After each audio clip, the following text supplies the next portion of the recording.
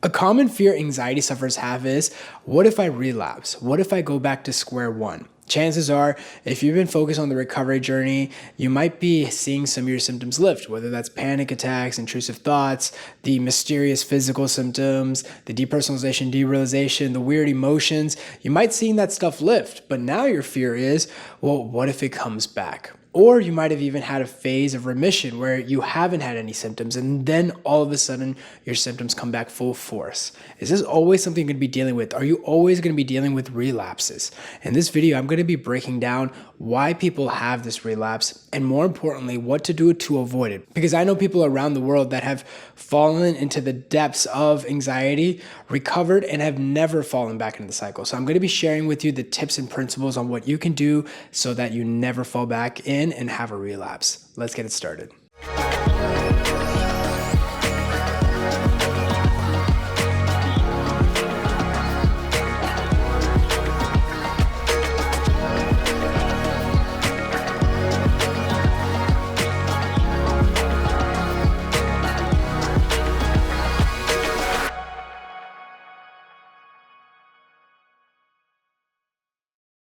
So in this video, I'm not going to be breaking down what are the steps to recover, what's really happening, why you're experiencing such bizarre symptoms. If you really want to know more, I'll put a link down below to a desensitization blueprint.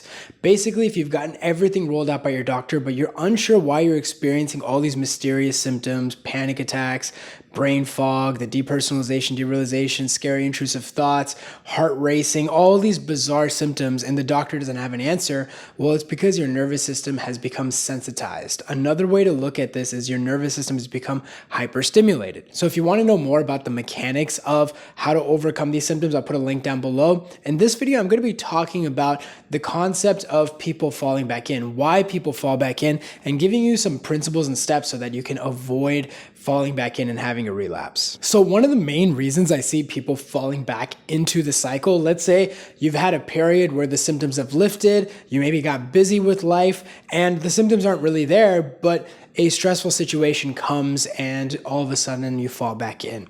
Well, when this happens, I often find that the issue is that people don't understand what's happening. They still haven't fully grasped the mechanics of anxiety. They don't have a good understanding of how anxiety works. And so what happens is when you go back to living, let's say the symptoms are lifting or they have lifted, when the symptom comes back, you don't know what's going on and you go in a worst case scenario. You might think your heart palpitations is the onset of a heart attack. You might feel like you've messed up your brain chemicals if you have brain fog. You might be having scary intrusive thoughts of losing control or going crazy, or you might start having repeat panic attacks and you don't know what's happening. Well, when you're experiencing such bizarre symptoms like that and you don't know what's happening, you're naturally going to go into the worst case scenario. And that's exactly what anxiety is supposed to do. When you don't know what's happening, it's going to assume the worst case scenario because it wants to protect you.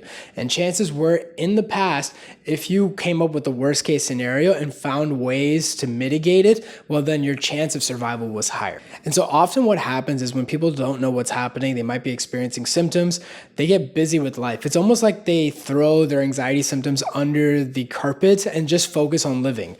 But because they don't know what's happening, they go back to living. What happens is something will shake them. Maybe it's an external situation. Maybe the symptoms just come back for no reason at all. And because they don't know what's happening, all these things come back. And then what it does is that it makes them feel disappointed. They feel like, well, is this always something I'm going to be dealing with? Sometimes people even fall in a little bit harder the second or third time just because they don't know what's happening. So what can you do? Well, one of the first things to do is understanding the mechanics of anxiety, understanding the mechanics of the fight or flight response. A lot of people think anxiety is just something in your head. When you're nervous about having a test, when you're about to give a presentation, you feel those jitters, you feel anxious. But anxiety is a lot bigger than that. When you go to your doctor and they say you're just struggling with anxiety, what you're really dealing with is a stress response. And when you're dealing with a stress response, stressors in life historically were predatory, so they were threats. And when you're dealing with the stress response, it's not just mental, it's not just a little bit of symptoms. You can be experiencing very bizarre symptoms. And a lot of people get trapped in the anxiety cycle because they just have this narrow view of anxiety, which is what we were taught, which is just, I'm feeling a little bit nervous. But really, anxiety is so much more. It can create very, very bizarre, real symptoms. And even though there's nothing wrong, it can create very intense emotions, symptoms, thoughts, and even perceptual changes. And if you don't understand the mechanics of anxiety, well, these symptoms are really going to throw you off. You're going to go into worst case scenario. This is how a lot of people develop quote unquote health anxiety. It's not that they're anxious about their health all the time, but they're experiencing such intense physical symptoms that they have no choice but to think that there's something physically wrong. Again, understanding the mechanics is one of the best things you can do. And so if you want to know more, there's a bunch of videos on this channel that really breaks down the mechanics. The desensitization blueprint will also give you a great understanding. And more importantly, once you understand what's happening, there's not going to be a shock value anymore. A lot of people fall into the cycle because they had their first panic attack. They didn't know it was a panic attack. So there's an intense amount of shock when they first fall into the cycle, and that perpetuates the cycle. But once you understand what's happening, once you understand that these symptoms are harmless, that you are healthy, that your nervous system is a little bit more sensitized, and because of that, it's creating over-exaggerated responses, well, when you know that, there's not as much shock value, and that in itself is a huge part of recovery. When people tend to fall back into the cycle, it's because they get shocked. It's because they feel like what they're experiencing is not something they've ever experienced before, and because of that, their anxiety goes up. Now, a common theme I often see from people that are progressively getting better, let's say if they're struggling with physical symptoms, their physical symptoms begin to lift, and now they say, Shaan, I'm doing much better, but now my biggest fear is, what if I fall back in? What if I lose all my progress? What if I'm back to square one? I even see people that are very advanced, that are back to living, where they just have some residual symptoms. They do have this fear of, what if I fall back in? What if I just lose all my progress? And there's an important principle that I want to discuss here, because the issue isn't about whether you fall back in or not. The issue is that you're finding more reasons to be fearful. Here's what I mean. You might be feeling like your physical symptoms are the thing to be scared about. You might feel like it's not your physical symptoms, but it's the intrusive thoughts. Or you might just feel like it's the depersonalization, derealization. Maybe it's the weird emotions. But once you start the recovery journey, your fears change, right? And so one of the fears that people develop is, what happens if I fall back into the cycle? Do you see the paradox here? You're finding different reasons to be fearful, and then you're wondering, why is your nervous system sensitized? Why your anxiety alarm system is through the roof? If you're constantly finding reasons to be scared or fearful, well, what do you expect from your anxiety? I want you to understand that part of anxiety recovery isn't just understanding the mechanics of anxiety. It's about understanding the mechanics of the mind. And the mind will always look for negative things. That's what it's designed to do. It's always going to look at the glass half empty. And there's reasons for that. There were survival reasons that helped. But your mind is always going to find reasons for why something can't work. It's going to always find something to be fearful of. But just because you experience fear doesn't mean you need to respond in fear. The problem is that when anytime you feel fear, you react in fear.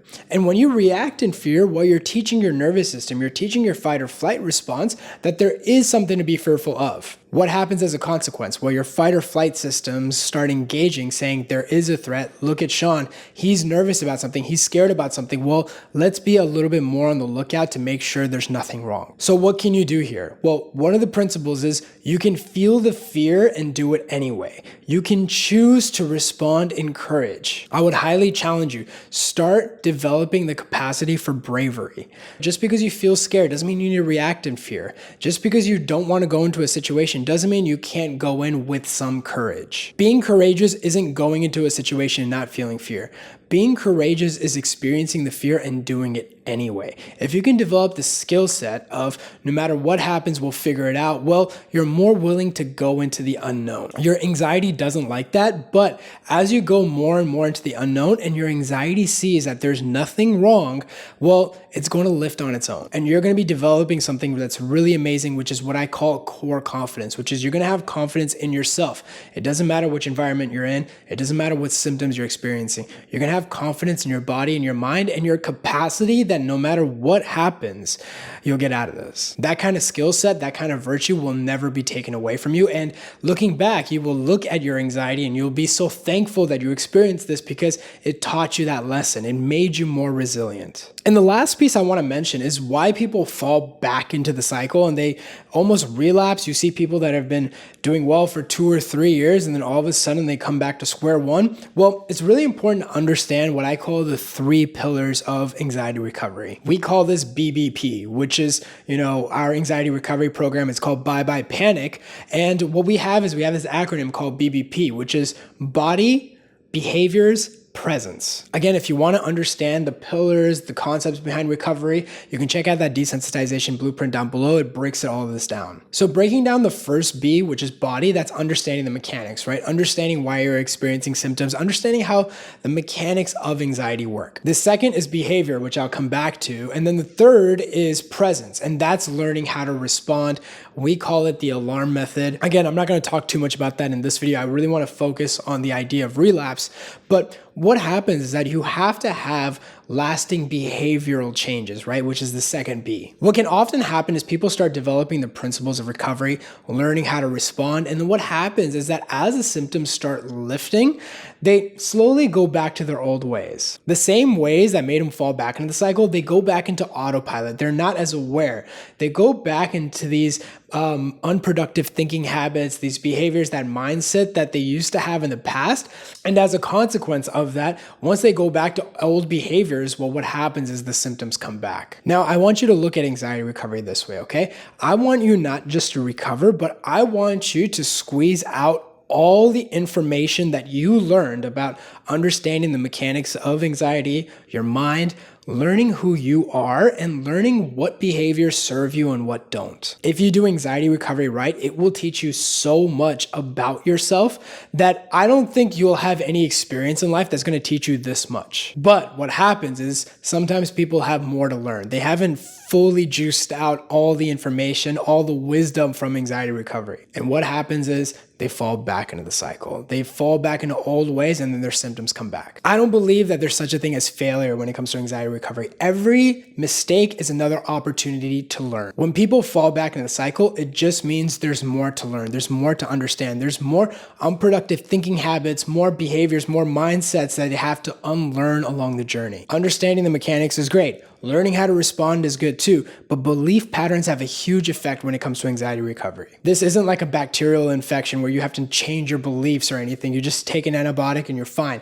This is a little bit different. There's nothing wrong with you physically, but what's happening is that your nervous system is reacting to the outside world based on your own belief patterns. Now, there's a lot I can talk about when it comes to the behaviors aspect, and that might be a whole separate video. It's something we really break down in the mentorship as we're guiding people to the recovery journey, really unlearning these habits. And because unlearning habits takes time, people don't realize how deep anxiety recovery is. They just think if the symptoms go away, they're back to normal.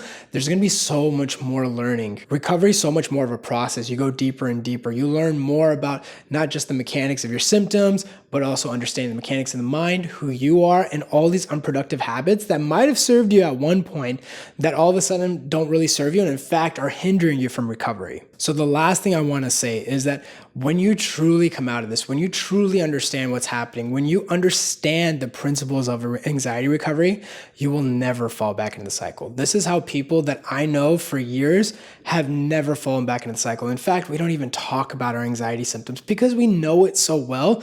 We know what habits are useful and which ones aren't, that no matter what problems we have in life, this will never be a problem. And why is that the case? It's because we truly have recovered.